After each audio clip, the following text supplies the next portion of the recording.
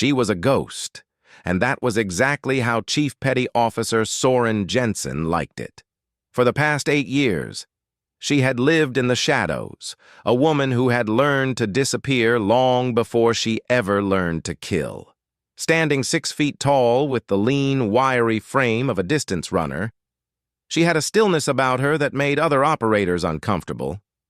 While the men in the team spent their off hours flexing in front of mirrors or telling increasingly unbelievable stories about their conquests back in Virginia Beach, Soren simply existed in the quiet spaces, her pale blue eyes constantly cataloging exits, angles, and wind vectors. Her journey to this dusty rooftop in the Heeland province of northern Iraq had begun not on a firing range, but on a horse ranch outside of Bend, Oregon. She was 14 years old. As standing in the freezing rain, watching her father bleed out into the mud. A horse had kicked him square in the chest, caving in his sternum like an eggshell. Her mother was already 3 years in the ground, taken by cancer that had started in her breast and spread to her bones. Soren held her father's hand as the life left his eyes, the rain mixing with her tears, and she made a silent promise. She would never be that helpless again. She would never be the one left behind. That promise drove her through high school, where she shot on the rifle team and consistently beat boys who had been shooting since they could walk. It drove her through the Naval Academy, where the male midshipmen called her Ice Queen, behind her back because she refused to play their games or laugh at their jokes. And it drove her through basic underwater demolition SEAL training, where she lasted 6 weeks longer than anyone expected before a stress fracture in her tibia forced her out. The instructors told her she could try again next year. Instead, she went to sniper school. If she couldn't be a SEAL, she would be the person SEALs called when they needed something impossible to happen at 1,000 yards. Now, at 32 years old, she was the most lethal precision marksman in the Joint Special Operations Command, and the SEALs, who had once dismissed her as a novelty act, now fought to have her attached to their units. She had 27 confirmed kills across 3 combat theaters, though the actual number was closer to 40. The official count only included targets that could be positively identified and verified. It did not include the 2 insurgents she had shot through a concrete wall in Fallujah using armor-piercing incendiary rounds. It did not include the double tap she had executed at 900 meters in the Shah-i-Khat Valley, dropping 2 machine gunners with a single second of separation between shots. And it did not include the 25 men she was about to kill in the next 10 seconds. Lieutenant Commander Marcus Reeves, the SEAL team leader currently sweating through his combat shirt beside her, did not know any of this. He saw a woman with a rifle, and despite the reputation that preceded her, despite the briefings and the statistics and the hard data proving her capability, he could not fully suppress the part of his brain that insisted this was a mistake. He had grown up in a different era of the military, a one where women were administrative specialists and medical personnel, never trigger pullers. His conscious mind had evolved. His unconscious instincts had not. "If you miss, we're dead," he whispered, his voice cracking slightly on the final word. "You understand that, right? If you miss even one of them, they scatter, they take cover, and we lose the window. This entire operation goes to shit, and we're picking body parts out of the rubble for the next week." Soren did not respond. She did not even blink. Her eye was pressed against the scope of her M2010 enhanced sniper rifle, a hand-built precision instrument chambered in .300 Winchester Magnum. The stock was worn smooth from years of use, the metal surfaces showing the faint patina of countless hours in harsh environments. She had named the rifle Vigil after her father's favorite hymn, the one they had played at his funeral. It was the only sentimental gesture she allowed herself. Through the scope, She watched the convoy of black SUVs roll into the compound courtyard with the practiced choreography of men who had done this many times before. These were not amateur insurgents, not farmers with AK-47s who had been handed rifles and told to shoot at Americans. These were professional killers, former Republican Guard officers who had lost their jobs when Saddam fell and found new employment with organizations that paid better and asked fewer questions about morality. They moved in coordinated teams covering each other's sectors of fire, never presenting two targets in the same line of sight. They were good. They were very good. But they were not good enough. The target was Abu Omar al-Rawi, a man whose name appeared on precisely 17 different kill/capture lists maintained by 4 separate intelligence agencies. He was the operational commander for the northern provinces, responsible for the deaths of over 200 American soldiers and an unknown number of Iraqi civilians. He had a personal bounty of $3 million on his head, though Soren had never understood the logic of bounties. She was paid the same regardless of the target's net worth. A dead terrorist was a dead terrorist, whether he commanded thousands of fighters or just one. Al-Rawi emerged from the center vehicle, his distinctive white thob creating a high-contrast target against the dusty courtyard. He was taller than she expected, nearly 6'4", and with a graying beard trimmed to exacting standards.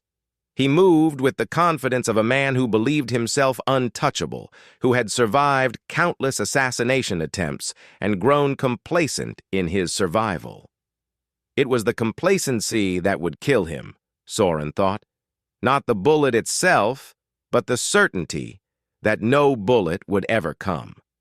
Behind him, his security detail spread out in a protective formation.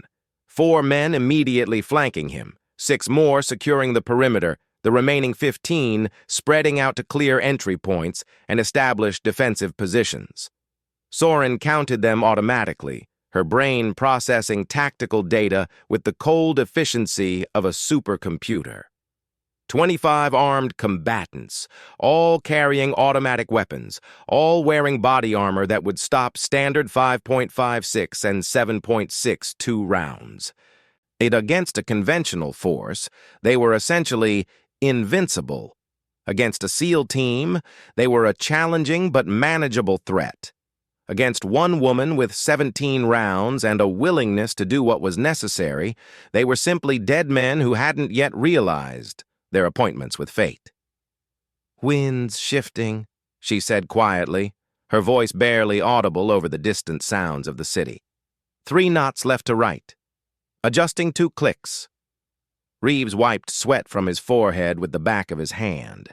His tactical radio crackled with updates from the rest of the team, positioned in buildings surrounding the compound, waiting for the shot that would signal the assault. 50 meters behind him, 2 assault squads crouched in the stairwell, their M4s loaded and safeties off, ready to breach the moment the first bullet left Soren's barrel. They were counting on her. They were all counting on her. 2 minutes, Reeves said, glancing at his watch. "Intel says he goes inside in 2 minutes. After that, we lose eyes on. This is the window." Soren did not need the reminder. She had been tracking al-Rawi for 18 months, studying his patterns, his habits, his vulnerabilities. She knew that he always paused at the courtyard entrance to light a cigarette. She knew that he favored his left leg from an old shrapnel wound and shifted his weight accordingly. She knew that his security chief, the large man with the scarred face currently scanning the rooftops with binoculars, was his most loyal protector and his greatest tactical liability. And the security chief positioned himself to cover al-Rawi from threats to the east, which meant he consistently left the western approach uncovered for exactly 4 seconds during the transition from vehicle to doorway. 4 seconds, 17 rounds, 25 targets. She had done the math 100 times, running the scenario through her mind during long flights and sleepless nights in forward operating bases. It was possible. It was barely possible. It required perfect timing, perfect accuracy, and a willingness to abandon every rule of engagement she had ever been taught. Snipers did not engage multiple targets. Snipers did not fire 17 rounds in 10 seconds. Snipers did not transition between targets at combat speeds, better suited to assaulters with red dot sights and close quarters training. But Soren had never been particularly good at following rules. "Sir," she said, her voice carrying the flat affect of someone discussing weather patterns rather than imminent death, "I need you to trust me. I need you to not say another word about missing.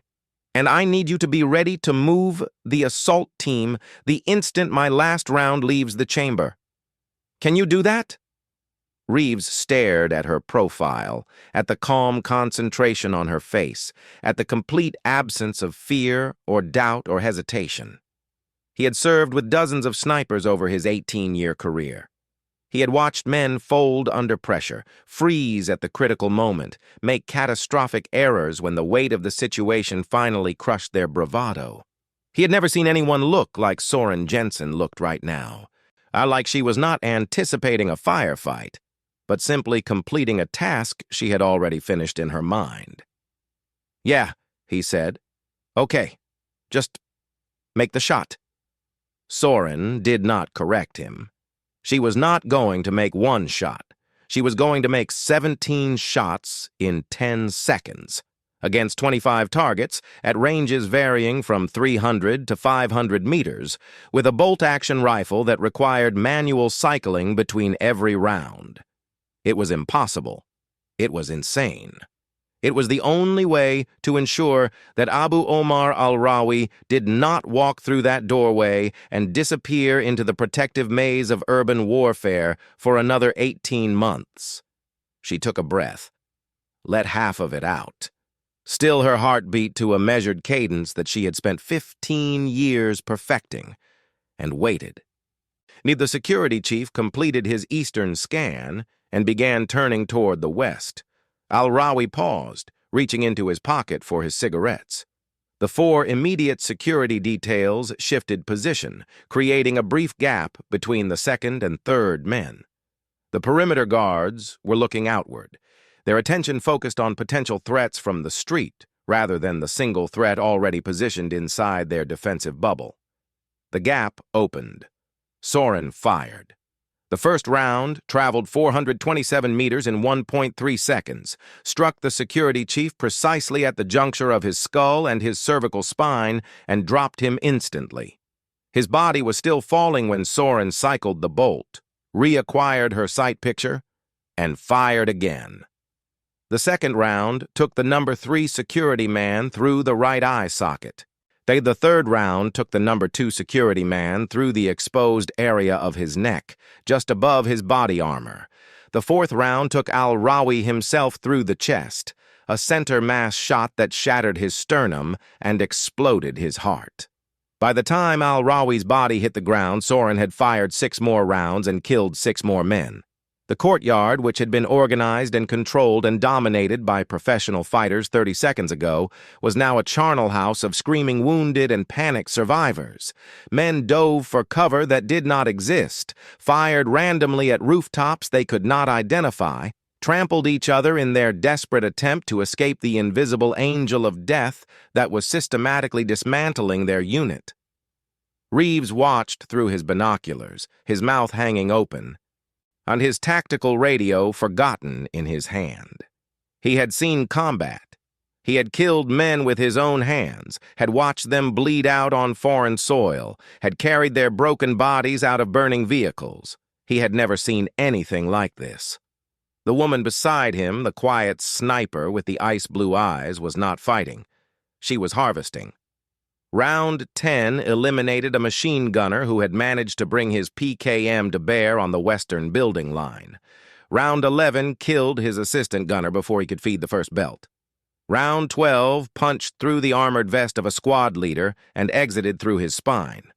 Round 13, 14, and 15 were fired in a 1.7-second string that some observers would later swear was physically impossible with a bolt-action platform, each round finding a target that was actively moving, are actively seeking cover, actively trying not to die. Soren's shoulder ached from the recoil. The bolt handle burned her palm. Her eye, pressed against the rubber eyepiece, registered the flicker strobe of muzzle flashes and impact sprays with clinical detachment. She was not thinking. Thinking was for training, for preparation, for the long nights of calculation and calibration. Now, in the moment, she simply acted.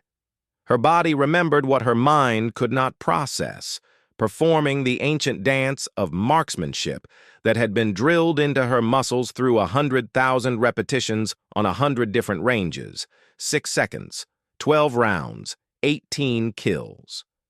The survivors finally understood what was happening. 7 men, the last remnants of al-Rawi's once formidable security detail, broke from cover and ran for the vehicles. It was the wrong tactical decision, the product of panicked minds seeking any escape from an impossible situation. But Soren could not blame them. She would have run too, faced with an enemy she could not see, could not fight, could not possibly defeat. She killed them anyway. Round 16 took the driver of the lead vehicle through the back of his skull as he reached for the door handle. Round 17, her final round, passed through the neck of the trailing gunner and continued its trajectory into the shoulder blade of the man running beside him. 2 kills, 1 bullet, a combination of physics and luck that she would never be able to replicate, but accepted gratefully in the moment. 10 seconds, 17 rounds, 25 kills. The courtyard fell silent. Dust settled slowly over the bodies, driven by that same left-to-right wind that Soren had adjusted for what seemed like hours ago, but was actually less than half a minute.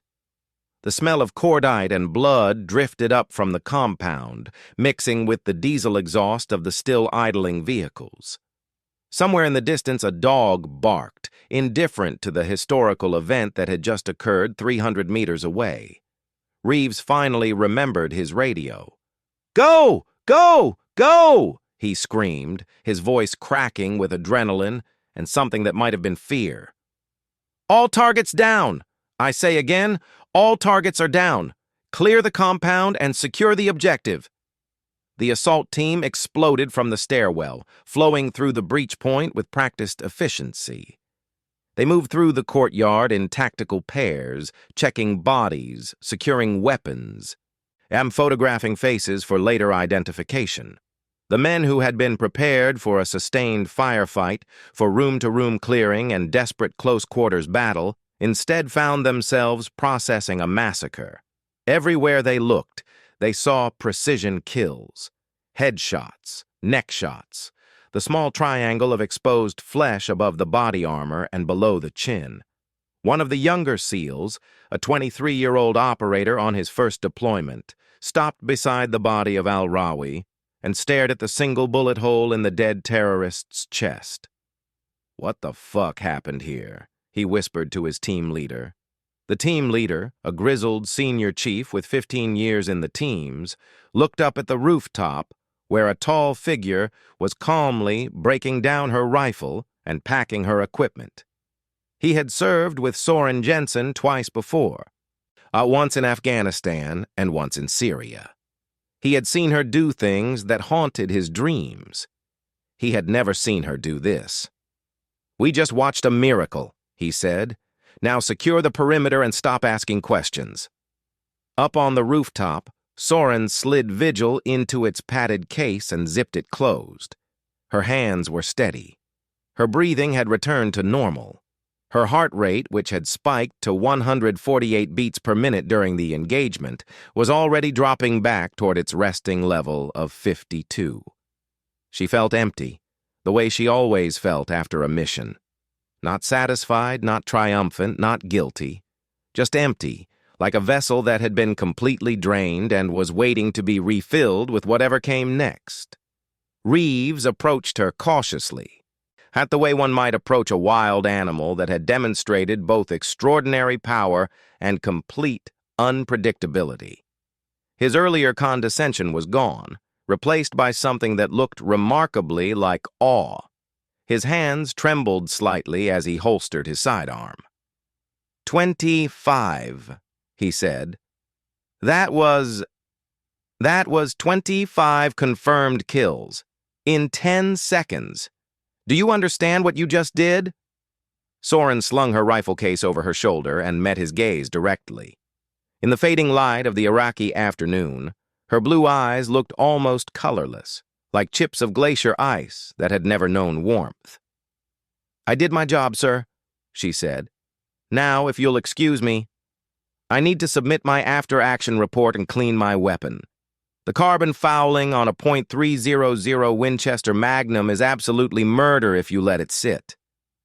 She walked past him, down the stairs, through the staging area, past the assault teams who parted silently to let her pass. No one spoke to her. No one met her eyes. They were warriors, the best of the best, men who had volunteered for the hardest missions and survived situations that would have broken ordinary soldiers. But in this moment, they were all acutely aware that they had just witnessed something beyond their comprehension, performed by someone who operated on a level they could never reach. The command helicopter lifted off 40 minutes later, carrying Soren and her rifle back to the forward operating base. Below her, the compound shrank to a dot, then disappeared entirely into the featureless brown expanse of the Iraqi countryside.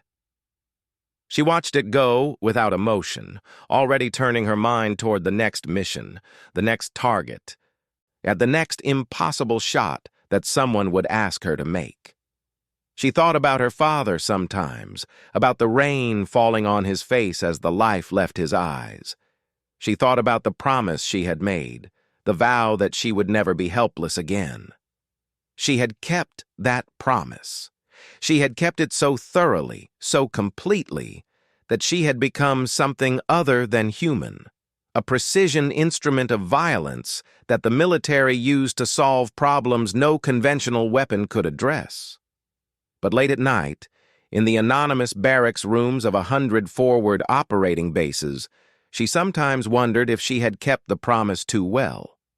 If in her determination never to be the one left behind, she had become someone who could never truly connect, never truly love, never truly be loved in return. She had killed 25 men in 10 seconds and felt nothing but satisfaction at a job well done. Was that strength, or was it something else? Something broken that could never be fixed? She closed her eyes and felt the vibration of the helicopter through her spine. Below her, Iraq scrolled past. Ancient and indifferent. A land that had seen countless warriors come and go and would see countless more long after she was dust. She was 32 years old. She had killed 43 men that she knew about, and perhaps 100 that she didn't. She had 17 years left on her enlistment, assuming she survived that long, and after that she would retire and disappear into the civilian world where no one would know what she had done or what she was capable of doing. And in that world, perhaps, she would finally learn what it felt like to be human again. But that was for later. Now, there was always another mission, another target, another impossible shot waiting to be made. Vigil rested in its case beside her, cleaned and oiled and ready for whatever came next. Outside the helicopter window, the sun was setting, painting the desert in shades of gold and crimson that reminded her of the Oregon ranch, where she had learned that life could end without warning, and love was no protection against the cruelty of fate. She watched the sunset and waited for the next call. It came, as it always did, sooner than she expected. The command helicopter touched down at forward operating base Courage, precisely 18 minutes after sunset. Its rotors kicking up clouds of fine dust that coated everything within 50 meters in a layer of grit that would find its way into weapons, equipment, and lungs with equal indifference. Soren waited for the dust to settle before opening the cabin door, a small courtesy to the ground crew that the pilots rarely bothered with. She had spent enough time as the person standing on the tarmac, inhaling the exhaust of other people's arrivals, to understand that those extra 30 seconds of patience made an actual difference in quality of life. The base operations officer met her at the helipad, a lieutenant commander she vaguely recognized but whose name escaped her. He was young for his rank, probably a prior enlisted who had earned his commission through sheer competence rather than the usual political maneuvering, and his face carried the particular strain of someone who had spent the last several hours waiting for news of an operation that could have gone catastrophically wrong, and his relief at seeing her intact was palpable even in the fading light.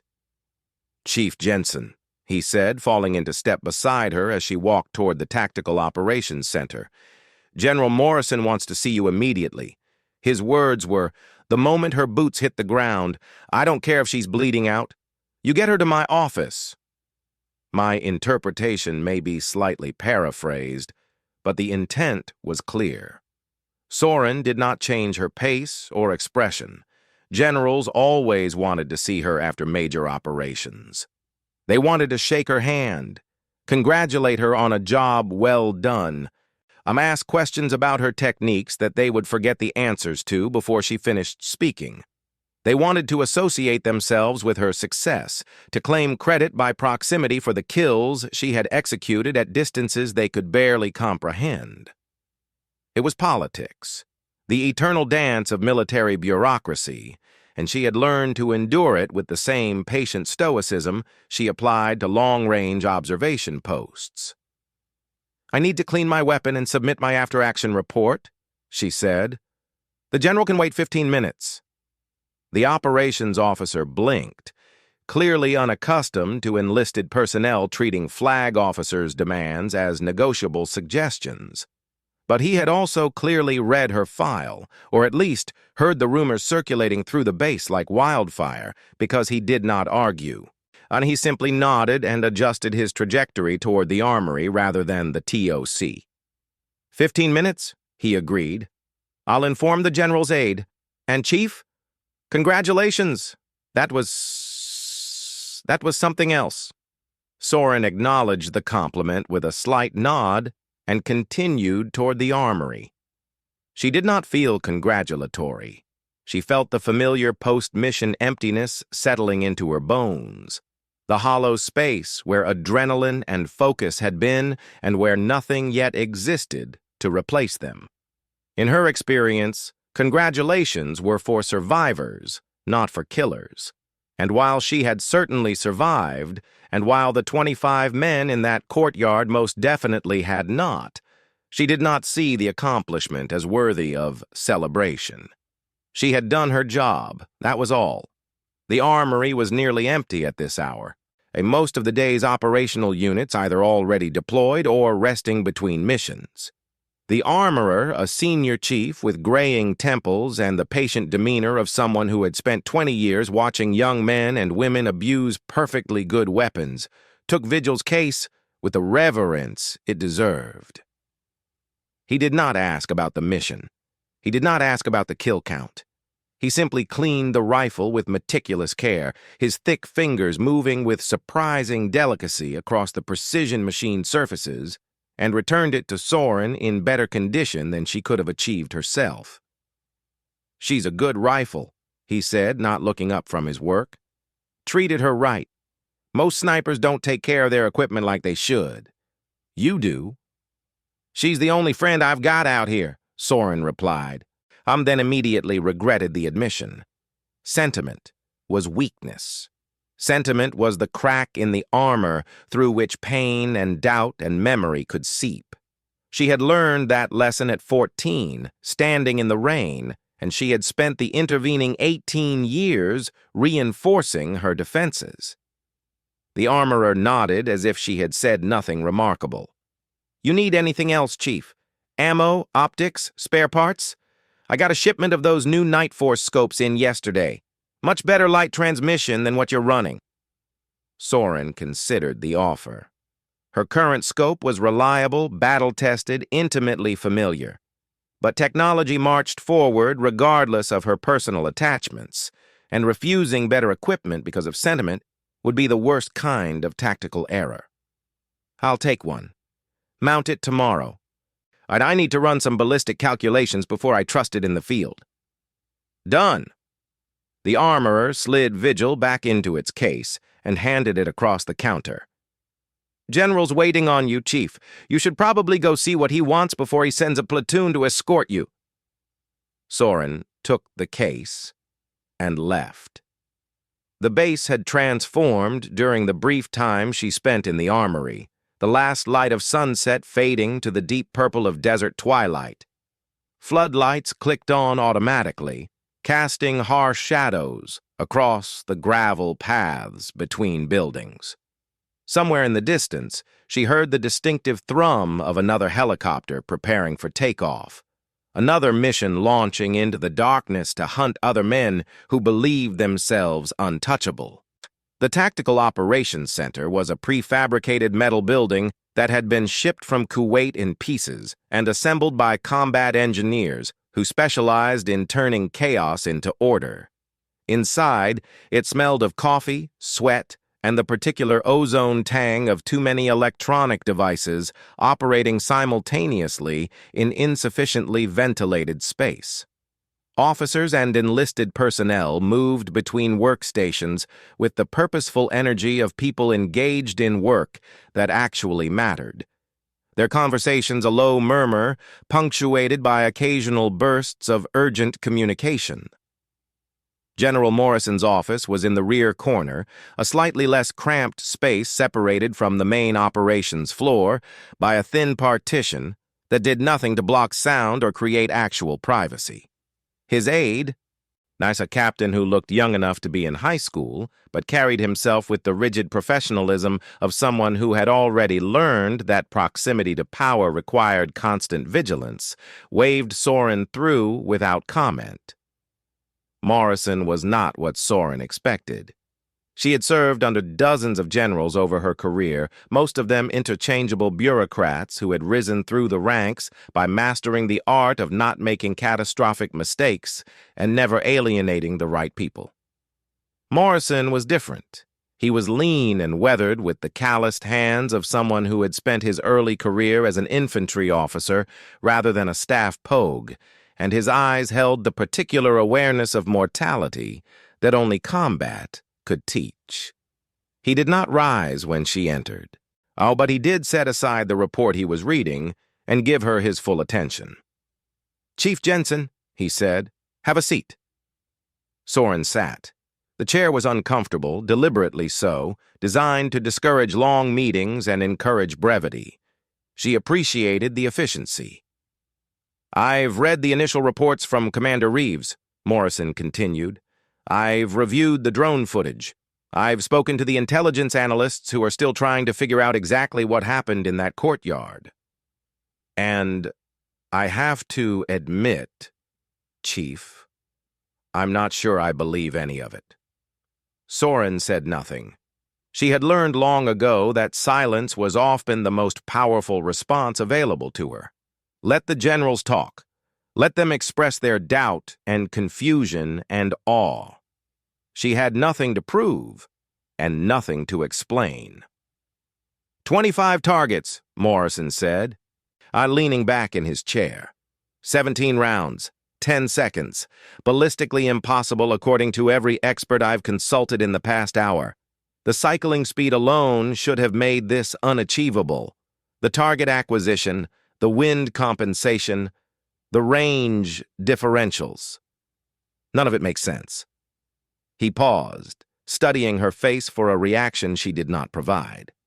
And yet the drone footage doesn't lie. The bodies don't lie. Abu Omar al-Rawi is dead, along with his entire security apparatus, and American Special Operations Forces just conducted a raid in downtown Helland that lasted exactly 4 minutes and resulted